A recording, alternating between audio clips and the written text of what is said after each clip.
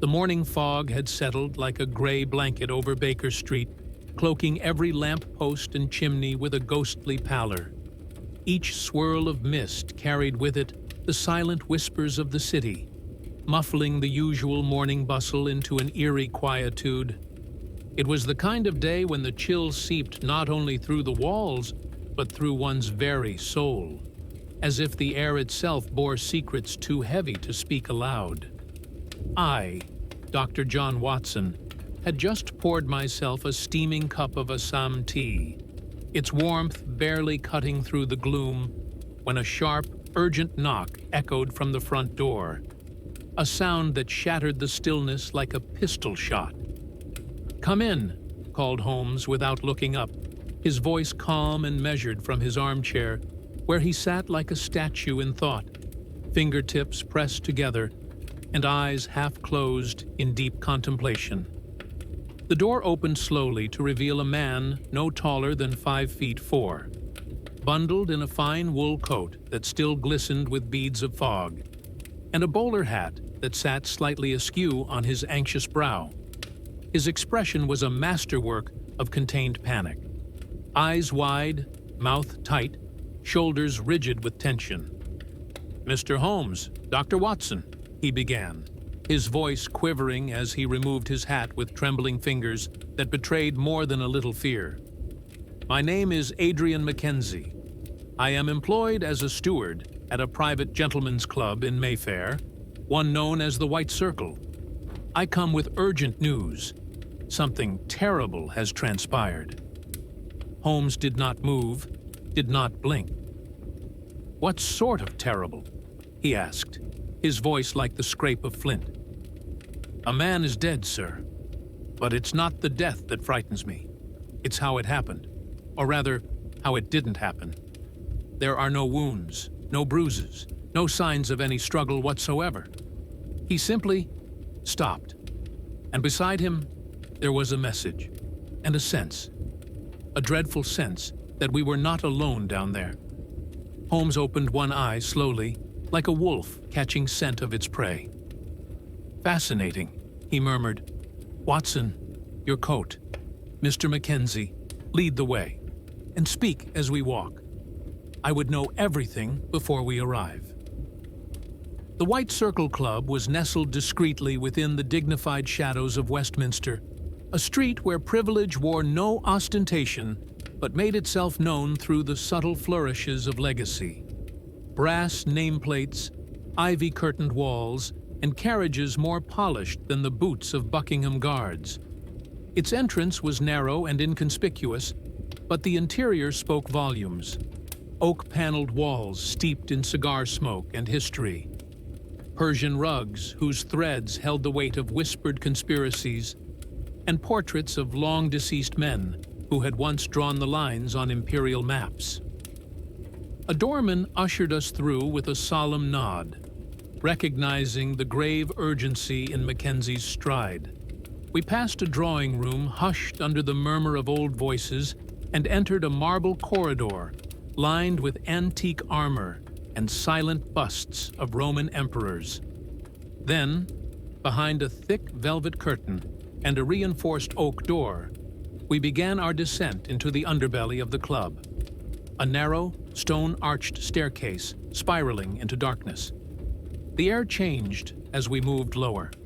It grew heavier, denser with the musk of old wine and something far colder, something unnatural. The cellar sprawled outward like a subterranean chapel. Wine racks towered in solemn rows, and overhead bulbs buzzed like watchful insects.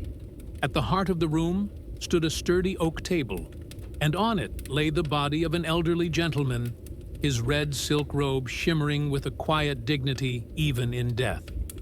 His face, pale and serene, bore no grimace of pain nor the frozen startle of fear. He looked, as Holmes later put it, as though death had tapped his shoulder, and he simply nodded. "He was Lord Percival Dunstable," Mackenzie whispered, voice barely audible in the stillness. "A founding member. Some say he held the purse strings for half the club's silent ventures. Holmes crouched beside the corpse, his gaze scanning every inch like a surgeon performing a dissection of circumstance. No external trauma, no sign of internal collapse, no frothing, discoloration, or petechiae, no odor of almonds. Curious indeed. Beside the body stood a piece of machinery too modern for its surroundings, an Underwood model number 5 typewriter, pristine and polished, its keys gleaming like teeth. A single sheet of paper protruded, arrested mid-sentence. "He typed it just before he died," Mackenzie said, stepping closer. "He would use it often. Notes to members, records of conversations, but this is different." Holmes read aloud the message. "He who sees does not speak. He who speaks does not live." He glanced at me, then back at the machine. "This is no suicide note. This is a warning. And that typewriter," he added with a peculiar gleam in his eye, "may well be our first and only witness." Back at 221B, Holmes disassembled the typewriter. Hidden beneath the platen was a tiny recording mechanism, almost like a phonograph, but far more compact. "This," Holmes said, "is no ordinary machine. Lord Dunstable was spying on conversations, perhaps his own." He adjusted his instruments and played back the recording. The scratchy audio revealed 2 voices, Dunstable's and a second, gravelly one. "You've gone too far, Percival," the second man growled. "The world must know," Dunstable replied. "Then you'll die, knowing nothing."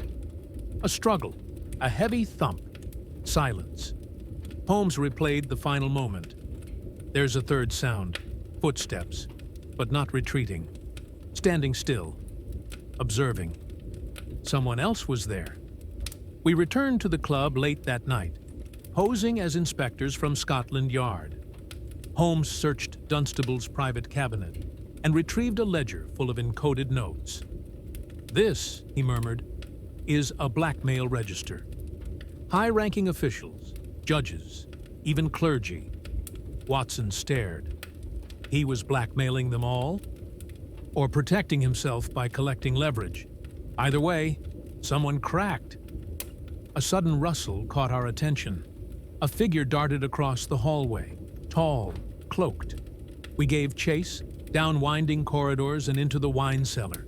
There, the figure vanished into a secret passage Holmes had noticed earlier. A draft along the wall had betrayed it. Inside was a room filled with surveillance devices far ahead of their time. Wires, microphones, even a rudimentary camera. Lord Dunstable was not just a blackmailer, Holmes said. He was a collector of truths, dangerous truths. The breakthrough came the next morning, after a sleepless night spent poring over the typewriter's recordings and Fairbairn's wartime files. Holmes had finally matched the gravelly voice on the phonograph to a club member, Sir Reginald Fairbairn, a former intelligence officer known for his ruthless methods during the Balkan campaigns. We arrived unannounced at Fairbairn's remote country estate just past dawn, the fog still thick upon the ground. Fairbairn, now gray and hunched with age, met us in his study, where faded maps still adorned the walls and a fireplace crackled with a deceptive warmth. When Holmes presented the audio evidence, Fairbairn merely sipped his brandy and set the glass down with a deliberate calm. He had the means to destroy us all. Our secrets, our alliances. I did what I had to. Holmes's gaze sharpened. But someone else was there. Someone who remained silent when they could have intervened. Fairbairn's eyes flickered with something almost primal. Fear, or perhaps a memory long buried. I saw him too, he muttered. A man with no eyes, just shadows where eyes should be. He was there by the machine, unmoving, watching, breathing, yet lifeless. A hush fell. The fireplace popped softly, and outside, the crows stirred. Holmes turned to me with a solemn expression, one hand resting on the back of a worn leather chair. His voice was nearly a whisper. "The silent witness," he said. "Not just a man, perhaps not even a man at all. But he was there, and he saw everything." Holmes later explained his theory, his voice low and reflective as the rain drizzled softly over Dunstable's grave. The man with no eyes, he never truly existed. What Fairburn saw was a hallucination born of guilt, a psychological shadow conjured by the suffocating secrecy of the White Circle. These men lived in constant fear, fear so potent it gave birth to a phantom. They projected their dread into form, into something they could see, even if it wasn't truly there. He gestured to the typewriter that now rested, sealed in evidence, beside the gravestone. This machine was not just a means of communication. It became an idol, a totem of the truth no one dared speak. Each keystroke echoed like a footstep in a silent hall, reminding them that every secret whispered had a listener, perhaps not a man, but a machine, cold and unrelenting. He paused, removing his hat as a sign of final respect. "In the end," Holmes murmured, eyes scanning the mist-wrapped cemetery, "truth is not a simple liberator. It is a double-edged sword. It frees, yes, but it also wounds.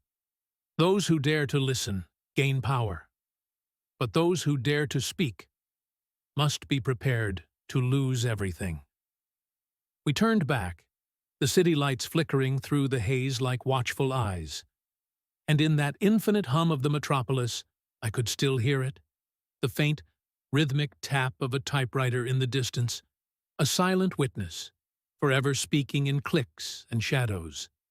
And so, another page of mystery, written by the hands of time, has been turned. A page where the killer held no knife, and the victim never screamed. Silence was the crime, and the machine was the only witness. A witness that does not sleep, does not forget, and does not forgive. But was the truth truly what Holmes uncovered? Or is there something deeper, something darker, lurking in the corners where the light does not reach? In a world full of secrets, where eyes cast shadows and words leave echoes, one thing remains certain: some